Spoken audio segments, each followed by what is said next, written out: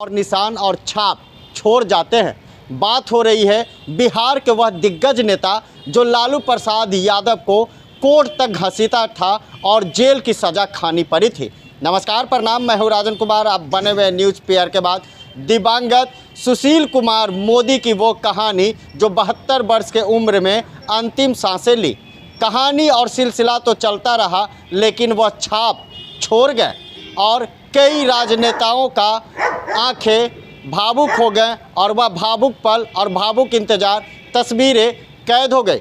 Delhi AIIMS में उनकी मौत हुई। मौत होने के बाद पार्थिव शरीर को पटना लाया गया और बीजेपी के तमाम दिग्गज नेता वहां पहुंच गए। पहुंचने के बाद सभी की आंखें नम हो गई, लेकिन वही सुशील कुमार मोदी हैं जो चारा घोटाले में सबसे पहले याचिका दायर करने वाले सुशील कुमार मोदी थे। और बिहार की राजनीति यू टर्न लेने लगी और कहा जाने लगा कि सुशील कुमार मोदी कुछ बड़ा करने जा रहे हैं। नीतीश कुमार के साथ डबल इंजन की सरकार थी। डबल इंजन की सरकार में सुशील कुमार मोदी 2 बार नीतीश के साथ बिहार में डिप्टी सीएम का पद संभाले और दूसरी बार में सुशील मोदी ने बड़ा खेला कर दिया।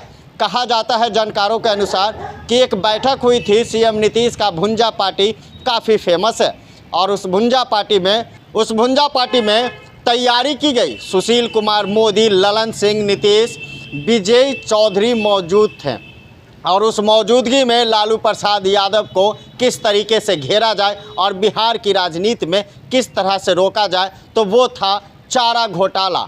और याद होगी सभी के जहन में कि आज भी चारा घोटाला का नाम सामने आता है और लालू प्रसाद यादव याद आते हैं। सुशील कुमार मोदी बीजेपी का वह कद्दावर नेता है जो लालू प्रसाद यादव की लंका ढा दिए थे, तो उनका किला भी उखाड़ने में कोई कसर नहीं छोड़ा था। कहा जाता है कि 2 टर्म डिप्टी सीएम और सांसद एमएलसी के बावजूद लगातार राजनीति में सक्रिय रहे सुशील कुमार मोदी निशाना साधने से कभी नहीं चूकते थे। बीजेपी का ब्रांड फायर बिहार में कहे जाते थे सुशील मोदी। वही सुशील मोदी हैं जो लालू प्रसाद यादव को लेके एक के बाद एक बड़े खुलासे करते थे। और यही हुआ बिहार की राजनीति में कि सुशील मोदी ने शतरंज का वह चाल चला और लालू को सलाखों के पीछे ढकेल दिया। वो नाम पड़ा चारा घोटाला और सुशील कुमार मोदी सुर्खियां बटोरने लगे और दिल्ली तक हंगामा होने लगा और बिहार की राजनीति में भूचाल आया। और देखते ही देखते समय बदला, वक्त का पहिया बदला, कई नेता आए गए, लेकिन सुशील मोदी का जगह कोई नहीं ले पाए। और आज का तारीख सभी के जहन में याद होगा कि एक युग का अंत हुआ और सुशील मोदी का पार्थिव शरीर पटना लाया गया है, जिसमें तमाम बीजेपी के दिग्गज नेता मौजूद हैं। विधानसभा, विधान परिषद और बीजेपी कार्यालय उनका पार्थिव शव पहुंचेगा। उसके बाद उनका गंगा किनारे जो श्रद्धांजलि है वो दिया जाएगा, राजकीय समारोह की जाएगी। तो वहीं सीएम नीतीश कुमार भी भावुक हो गए। वो उन्हें याद आने लगा वो दशक जब सीएम नीतीश कुमार के साथ डिप्टी सीएम सुशील मोदी रहा करते थे और दोनों की दोस्ती तूती बोलती थी।